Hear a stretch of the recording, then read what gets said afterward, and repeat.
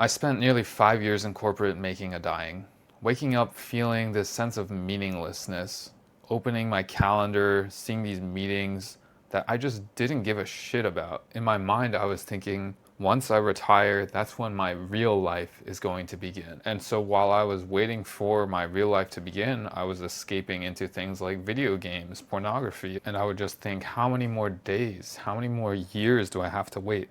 How many more decades? And every morning, before and after bed, I just didn't care anymore. So I remember during the course of these 5 years, I consumed a lot of content on social media talking about people who had quit their job to find themselves, to build a startup, to pursue their passion. I would tell myself, that is foolish. But deep down, I envied that conviction, that level of self belief. But over the 5 years that I worked in corporate, every single passing year reinforced this decision that if I were to leave, my past 5 years were a mistake. And so I was on this path of going super hard for saving for financial independence. I remember I was so mindful of all of my spending. I did every single hack in the book: 401k, Roth IRA, mega backdoor, Roth high yield savings accounts, all of this stuff, which I'm grateful that I did. But this entire time, I was just in survival mode. It wouldn't have mattered which company I worked for, because I think for me, deep down,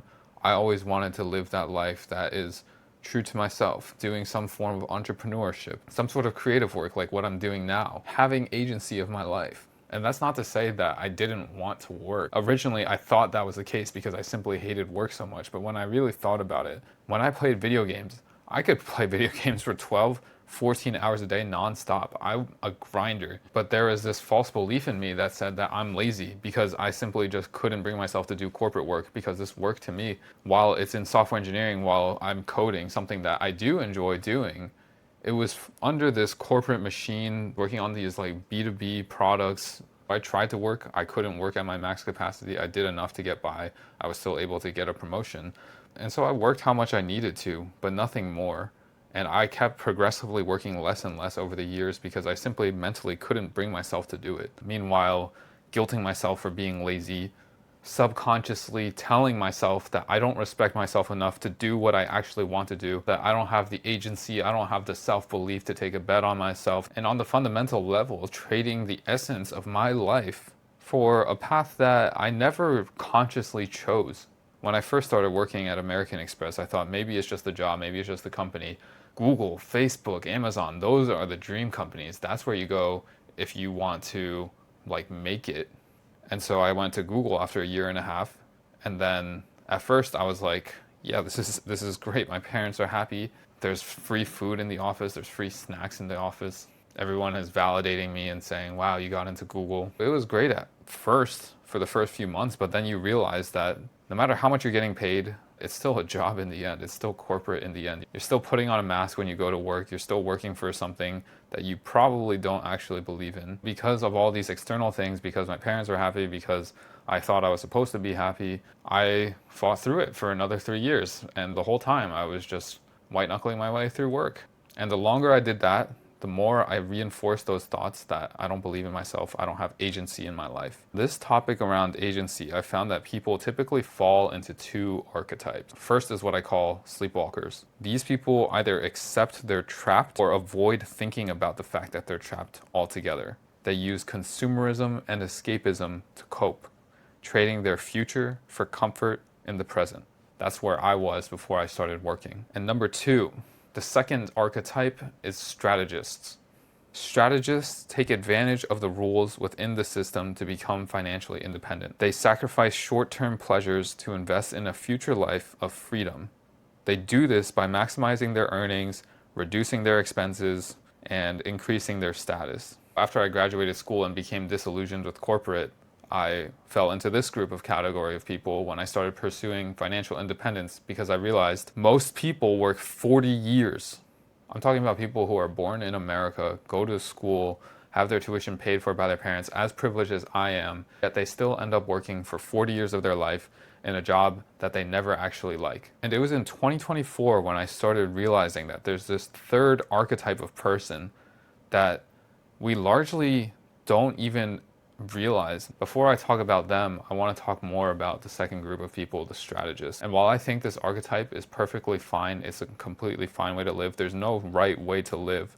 But I realized that for people like me, it's actually a trap. While I was working at Google, I remember having lunch with people who were senior engineers, staff engineers, they had a lot of money, and yet they still felt stuck in their job. They were millionaires, and yet they had a feeling of less agency in their life compared to that college dropout who decided that they were going to leave school and go pursue their online business to make magic internet money. And so it made me think, like, why? How is that possible? If someone who is smart enough to be a staff engineer at Google is more scared to take a bet on themselves than the college student who has nothing, then that college student must be an idiot. But after thinking deeper about it, it made sense to me. All the things that kept me tethered to Google, despite what I actually wanted to do, the pay, the prestige, the outsourced sense of internal validation. As you continue to win at the corporate game, the cost of leaving just gets higher and higher because you're getting paid more and more, and you're reinforcing those beliefs that I had been talking about earlier on. You don't believe in yourself. You think that you're stuck in this life. You feel like you have more social status now because you got promoted. And so it's terrifying to leave because you feel like you have so much to lose. And big tech companies like Google, Meta, Amazon, they all provide very, very compelling ladders for you to climb. It's a straightforward path. You just get promoted, get paid a lot more, and it's a very compelling reason to stay. You have the structure. So you have this traditional path, you get into the corporate job, your parents are happy, then you have this ladder which is just sitting right next to you, and it's like, well, I guess I might as well climb this thing. But if you notice how I described it, it doesn't sound like you actually want to do it. It's something you do because that's just what you're supposed to do. It's your obligation. It's convenient. The ladder's right there. This is what everybody does. This is what your parents say to do. This is what society says to do. Now, I've been ranting for a while and I have to caveat this. I don't think that everybody needs to quit their job. I'm making this video for the person who has always wanted to take a bet on themselves, who always looks up to people who are like entrepreneur types or creator types, yet are still in the corporate rat race because that's what they were told to do. That's the kind of person I'm making this video for. I do think you can have a very good life in corporate, but for me, it simply wasn't the case. And so if you are that person, let me tell you something that unlocked something in my mind for me. What we don't realize, what I didn't realize growing up is that when you work a job, when you brush your teeth, when you do these things that we just simply take for granted, it's all actually a choice. It's just that it's so ingrained in you that it becomes unconscious. Even choosing to take a piss when your bladder is about to explode, you still choose consciously when you're gonna take that piss.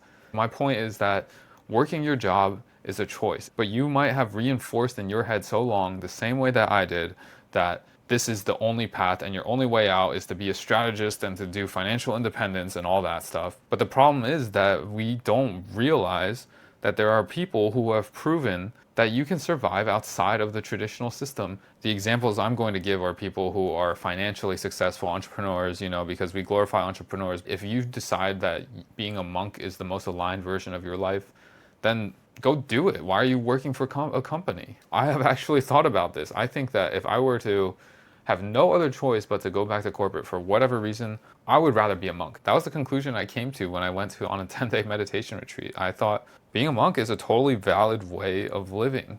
And I think for me, it would be more true to me than going back to corporate, at least at this stage of my life. But obviously I didn't do that.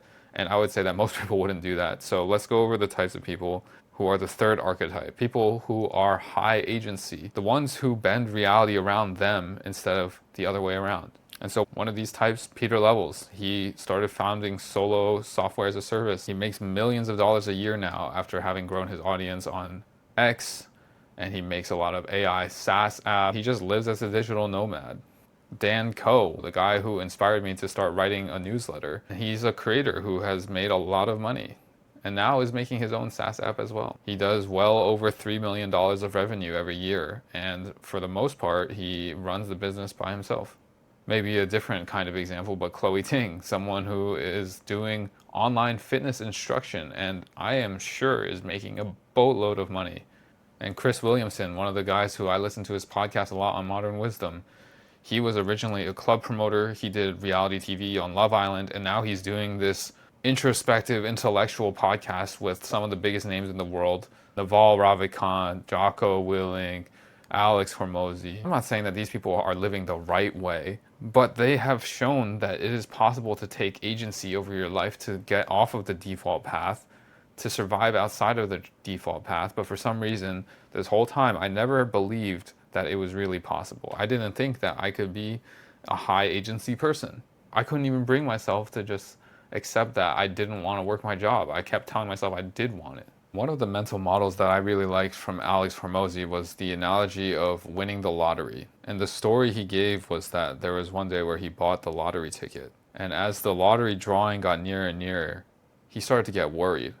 Not worried that he would lose, worried that he would win, because it would mean that his entire journey had been robbed from him. His journey to making it on his own, his journey to going from whatever, zero to, let's say, millionaire, it would have this stain on it forever. And I resonate a lot with this, because how many goals have you achieved in your life that you thought would make you happy? For me, it was Google. It was getting diamonds in League of Legends, or cutting edge in World of Warcraft, hitting a $500,000 net worth. Achieving that stuff was good for a little bit, but really everything was all about the journey in the end. And so if the journey is all there is, why are you depriving yourself of the journey? Why deprive yourself of living the life that you actually want? I do think that if I were to work at Google, I could probably retire in, let's say, 15 years. Very, very, very comfortably. But it would be on a journey that I despised. Why would I ever trade 15 years of my life for money? I think anybody who is older would wish that they could trade all the money that they have in order to have a chance to go back and live a life that's more true to themselves.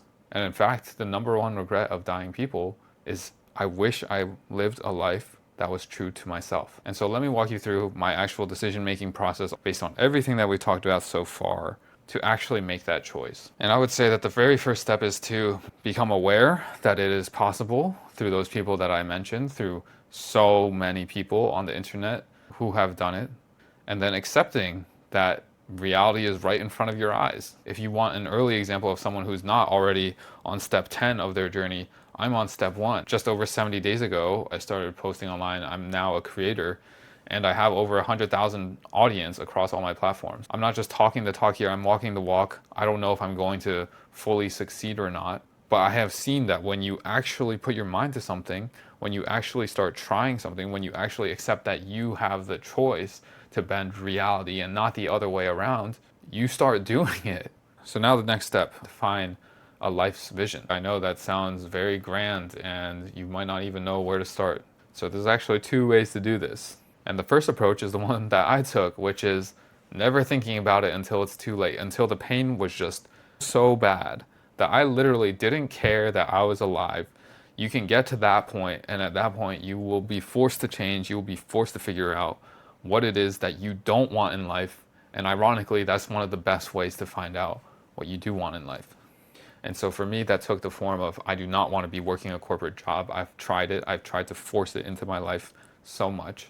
And what I really want is a life of agency, a life of freedom, whatever freedom means to me. I know this is philosophical, but to unpack the term, for me, that means having the finances to live without ever having to look at a price tag, never have to worry about having to pay for medical expenses for myself or for anybody that I love. It means being able to fly first class, go anywhere in the world, work from anywhere in the world. And there's another version of it, which is just being a monk and giving up all craving and desire. Those are the 2 life visions that I envisioned for myself. And so that's the first approach. You let things get painful. And I think in the end, a lot of times people who make these big decisions in life take that approach.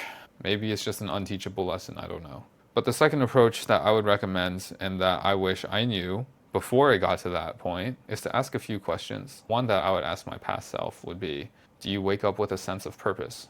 Because I realize now that I do. In the past, I had no feeling whatsoever like that. The only purpose I had was to avoid work and try to play video games as much as I could. And then the second question I would ask is, if money wasn't a factor, would you still be doing what you're doing today? The third question, which is highly personal to me, what I would want to ask my past self more than anything is, are you actually pursuing a life that you want?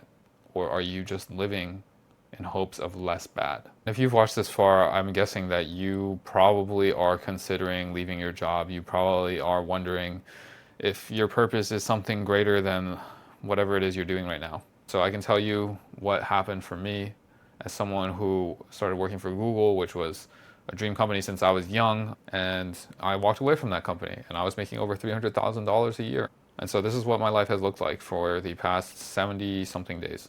I have slept a lot less. I have seen less of my friends. I haven't seen much of my family. I work probably 12 hours a day. I'm in Japan now by myself in this Airbnb. I have failed countless times. I've made videos that have taken me 10 hours only to get a few thousand views. When I started out, I posted over 300 times on X and I didn't make any progress really. I make much, much less money now than I do at Google, but I have also achieved things that I never thought possible. Building an audience of over 100,000, working on something that I actually enjoy working on, that I get in this zone, that I actually feel like I wake up and I want to work on these things. And just this feeling of being alive, feeling all these different emotions that I've had from going to a meetup with my followers in Tokyo on the other side of the world, over 15 people there, feeling like life has a new color to it now. And I believe in the long-term vision. And I've started believing in myself. I've started believing that reality does bend to your will, not the other way around. The analogy that I would give is that when I was working a job, it felt like I was trying to catch water from a pitcher that had nothing in it. But working for myself and doing this creative work, doing all the business work, just growing as a person and going to Japan and doing all this stuff by myself, it feels like I'm trying to catch the overflow out of that pitcher. And so the two biggest mindset shifts for me that led me to quit and now I retroactively think are so important are: number one, what is the price that you put on a day of your life? You have to realize that you are making that payment every single time that you go to a job that you don't like. And the second thing is, for the people who are quote unquote high achievers, if you can make six figures doing something that you hate, then imagine how much money you can make in the future doing something that you love. And I don't mean love in that traditional sense of like passion and whatever. I mean something in the sense that this is something that you feel that you just have to do no matter what. And I will never recommend that you just quit your job without anything in the bank. Something that I am very glad that I did was actually finding that job at Google. It allowed me to build up the financial runway to be able to do what I'm doing now. Don't outsource your thoughts, don't outsource your actions. Don't wait for everything to fall apart like what happened to me. Maybe this is just all unteachable lessons, but at the very least, I think that I would have liked to have this video when I was going through what I was going through just a year ago. So if you enjoyed this video and you like these kinds of thoughts from me, then I have a weekly newsletter where I write exactly content like this. If you have watched this far, I am sure you will enjoy it. You can subscribe to it on my site, jimtang.io. The link will be in the description. Thank you so much for watching, and I will see you next time.